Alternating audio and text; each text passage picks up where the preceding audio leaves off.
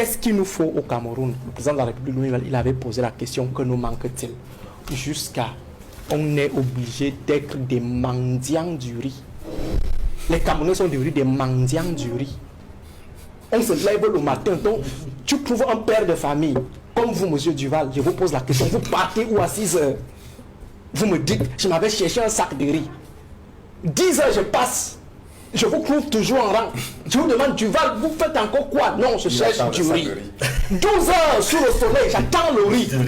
Et vers 15 heures, vous rentrez tout heureux en me disant, enfin, gars, j'ai eu mes 50 kilos de riz. Pour du riz. J'ai dit du riz. Les produits de première nécessité, le riz qu'on donne à la volaille en Chine. On nourrit la volaille, les poulets avec le riz. Nous, on passe un mec en rang pour avoir le riz. Imaginez donc, s'il va falloir penser le sac de ciment un jour, penser le fer à béton un jour, ou acheter même un mètre carré, à ce moment-là, je crois que vous allez quitter à 1h du matin pour aller se placer au boulevard et faire pratiquement un mois en train de sécher sur le soleil pour attendre une réduction sur les prix du riz. Et ce qui est encore bizarre dans cette histoire, selon les indiscrétions que j'ai obtenues, des sources très introduites, c'est que les agents qui organisent ces opérations, qui sont des agents du ministère du Commerce, et leurs comparses rachètent le riz pour aller revendre. Ça veut dire que même faire bénéficier aux Camerounais l'obtention de ces riz au forceps par césarienne, on essaye de leur mettre les bâtons dans les roues. Les mêmes agents, ils achètent le riz et pour aller garder et revendre plus tard. Et on va vous faire savoir que c'est un don du chef de l'État. Pourtant, c'est l'argent du contribuable qui a été débloqué pour pouvoir permettre aux Camerounais d'avoir le riz à moindre coût. Vous pouvez donc imaginer le niveau de gourmandise et le niveau même de méchanceté de ceux qui sont à la tête de l'État ou alors de certains qui sont à la tête de l'État. Le reflet de la misère. Nous, quand on a tiré la sonnette d'alarme après le rapport de l'Institut national de la statistique, annonçant qu'il y a environ 10 millions de Camerounais, c'est-à-dire un peu plus du tiers de la population qui vit avec moins de 1000 francs CFA, le temps était déjà donné. Et là, c'est des statistiques de 2023. Je vous ai dit tout à l'heure que M. Biya n'est pas l'homme du miracle. Je ne pense pas qu'en un an, il ait fait, et d'ailleurs c'est visible, il ait fait quoi que ce soit pour que la situation s'améliore. Je suis sûr que la situation s'est empirée. Vous avez au Cameroun aujourd'hui une misère qui est galopante. Je vais vous... Et là, c'est des faits. C'est un peu une partie de ma vie professionnelle. Quand je travaillais pour Orange, j'ai été de ceux qui, à l'époque, ont travaillé sur le projet de transfert d'argent. Quand nous avions présenté ce projet à nos patrons français, c'est parce qu'on l'avait déjà perçu, cette offre-là, qui marchait très bien dans un pays comme le Kenya. Mais nos patrons français n'arrivaient pas à comprendre la nécessité de ce service.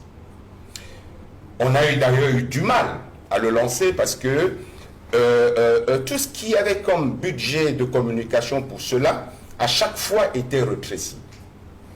Jusqu'à ce que, plus tard, les gens comprennent en interne. Et aujourd'hui, le service de transfert d'argent chez les opérateurs économiques, contrairement à leur métier de base, représente 90% de leur chiffre d'affaires. Mais pourquoi le transfert d'argent marche au Cameroun?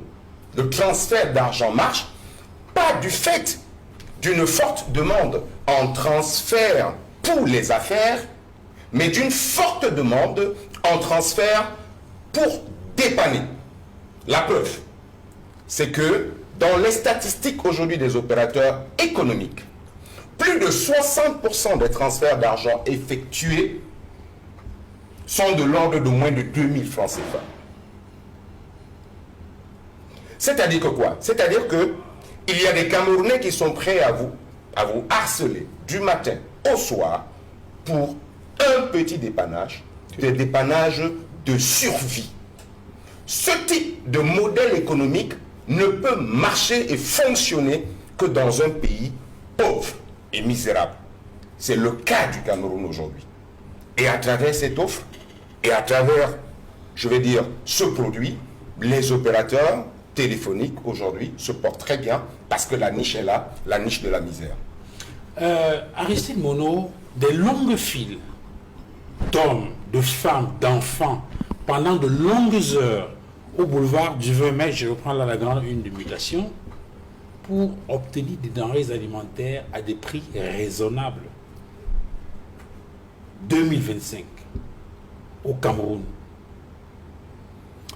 Alors, Duval, il est déjà important de poser une question. C'est-à-dire que pour obtenir, je prends l'exemple d'un sac de riz, à 15 000 francs, un sac de riz qui devrait coûter autour de 21 22 000. C'est-à-dire que cette différence de 7 000 est telle que les gens se lèvent tôt le matin pour faire la queue pendant toute la journée pour obtenir ce sac de riz. Comme je le disais tout à l'heure, Duval, je crois que l'important, c'est cette question préalable.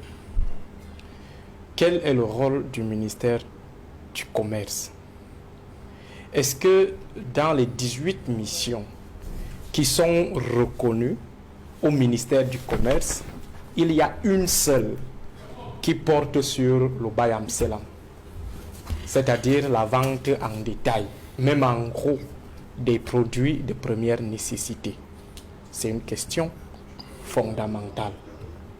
Parce que la réponse à cette question nous permet de comprendre que nous sommes soit dans du bricolage pur et simple, soit nous sommes dans une situation de propagande électorale grossière.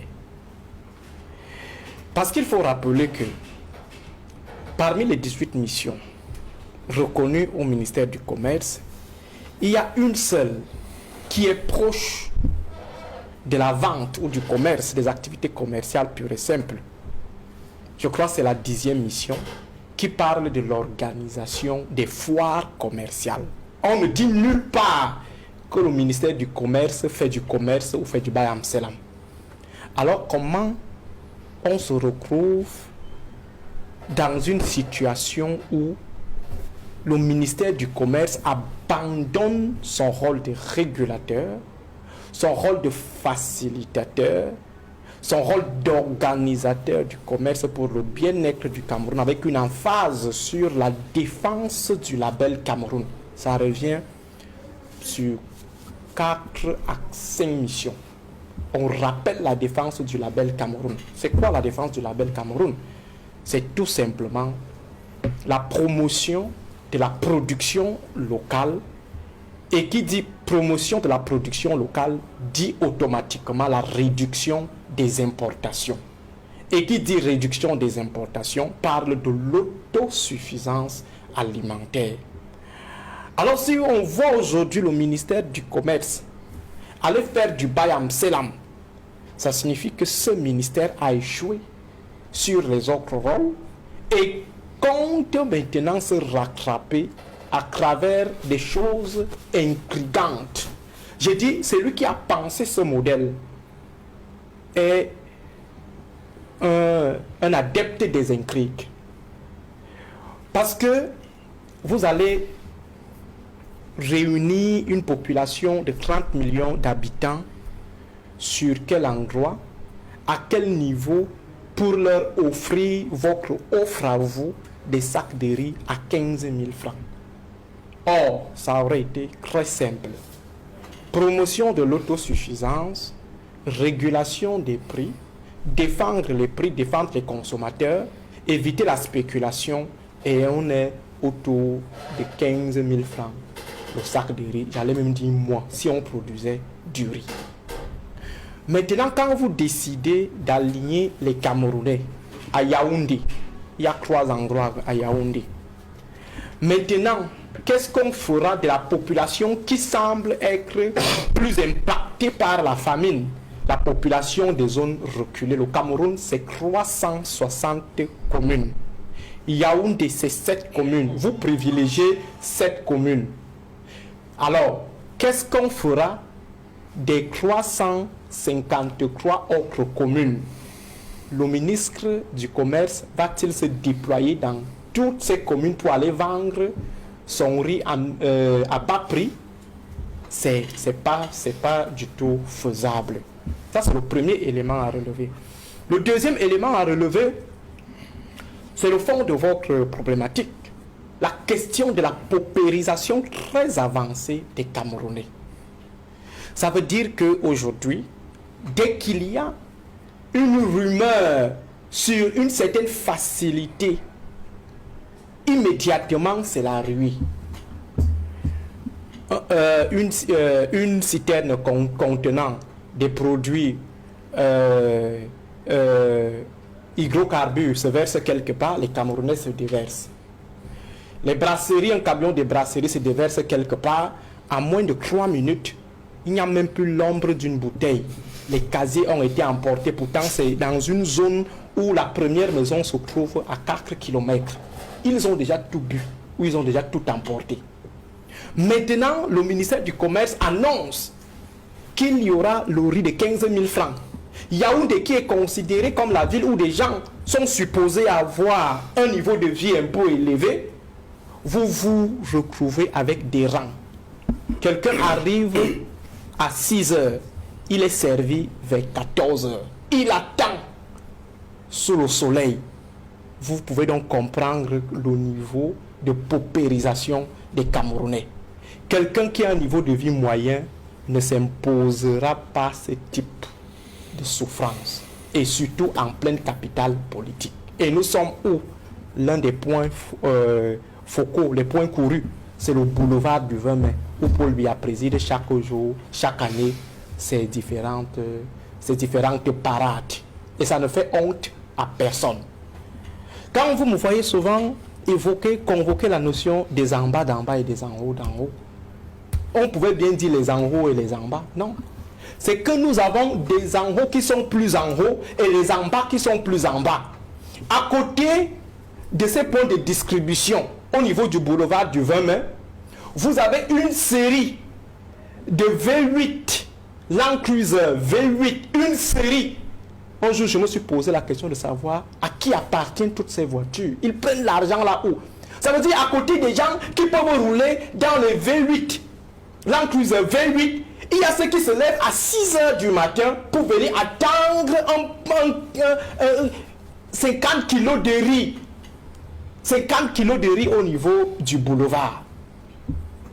Et maintenant, M. Duval Fangwa, la question la plus basique, la plus fondamentale, c'est que est-ce que le gouvernement, M. Paul Biya, qui demande encore qu'on lui donne 7 ans pour qu'il arrive, pour qu'il fête son 100e anniversaire étant au pouvoir, est-ce que M. Paul Biya pense lui-même, dans son fort intérieur, dans son âme et son esprit de chrétien et d'humaniste, que le Cameroun est posé sur les vrais rails? Aujourd'hui, M. Duval, nous sommes tous... Le président ne l'a pas dit, hein, selon... oui, on va revenir sur cette question. Mais ce que j'aimerais juste vous faire savoir, c'est que nous avons échoué sur le plan de l'octroi des facilités de première nécessité aux Camerounais. Garantir les produits de première nécessité. Qu'est-ce qu'il nous faut au Cameroun? Le président de la République lui-même, il avait posé la question: que nous manque-t-il? Jusqu'à on est obligé d'être des mendiants du riz. Les Camerounais sont devenus des mendiants du riz. On se lève le matin, donc tu trouves un père de famille comme vous, monsieur Duval, je vous pose la question: vous partez où à 6 heures? Vous me dites: je m'avais cherché un sac de riz. 10 heures, je passe. Je vous trouve toujours en rang. Je vous demande, vous faites encore quoi? Non, je cherche du riz. 12 heures sous le soleil, j'attends le riz.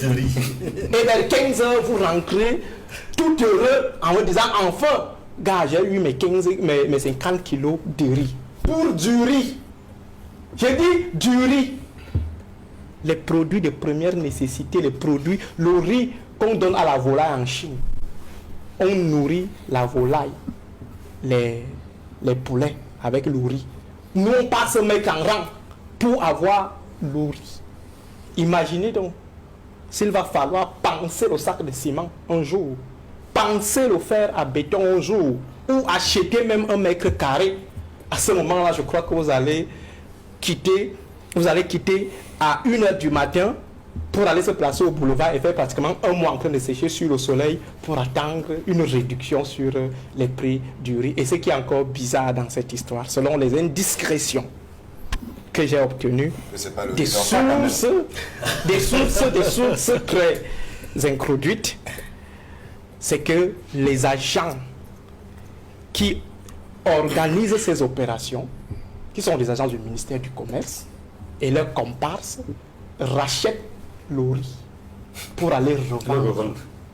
Ça veut dire que même faire bénéficier aux Camerounais l'obtention de ces riz au forceps par césarienne, on essaye de leur mettre les bâtons dans les roues. Les mêmes agents, ils achètent le riz et pour aller garder et revendre plus tard. Et on va vous faire savoir que c'est un don du chef de l'État. Pourtant, c'est l'argent du contribuable qui a été débloqué pour pouvoir permettre aux Camerounais d'avoir le riz à moindre coût. Vous pouvez donc imaginer le niveau de gourmandise et le niveau même de méchanceté de ceux qui sont à la tête de l'État ou alors de certains qui sont à la tête de l'État. Proviennent effectivement du président de la République. Et cette problématique pose une autre, celle de la vacance des fêtes à la tête de notre État. Je crois que nous n'avons pas besoin de séminaires de formation, nous n'avons pas besoin d'ateliers de formation, nous autres Camerounais, pour constater que M. Biya Paul n'est plus en capacité de diriger le Cameroun. C'est une évidence. Dans un pays qui est gouverné, on ne peut pas malaxer de manière ostentatoire et grossière la décision présidentielle. Imaginez cela aux États-Unis ou en France, où n'importe qui se lève et revendique la paternité présidentielle d'une haute instruction. Joe Biden est encore là, Emmanuel Macron est encore là. Et vous avez des individus qui malmènent la République avec les hautes instructions. Si le président Biya, et je l'avais déjà dit une fois, ne se sent plus en capacité de gérer le Cameroun, qu'il nous remette notre taxi tranquillement, au lieu de laisser les braconniers engager le Cameroun dans un voyoutisme politique et administratif. C'est-à-dire que des gens utilisent le bic du chef de l'État jusqu'à la voix du chef de l'État, parce qu'il y a certains qui remettent même en cause la parole présidentielle du 10 février à l'occasion de la fête de la jeunesse, en disant on a fait dire au chef de l'État, mais si un président peut être manipulé, si on se réfère ou si on accorde une bonne foi, une présomption de bonne foi à cette thèse-là, si désormais on fait dire des choses au chef de l'État, ça signifie que nous n'avons plus un président, nous avons plutôt une marionnette à la tête de l'État que tout le monde peut manipuler. Or, le président de la République, il lui revient aujourd'hui de déconstruire nos présomptions, nos accusations. Parce qu'en attendant qu'il n'agisse, en attendant qu'il ne nous démontre que les hautes instructions viennent de lui, nous considérons qu'il n'est plus en capacité de diriger le Cameroun.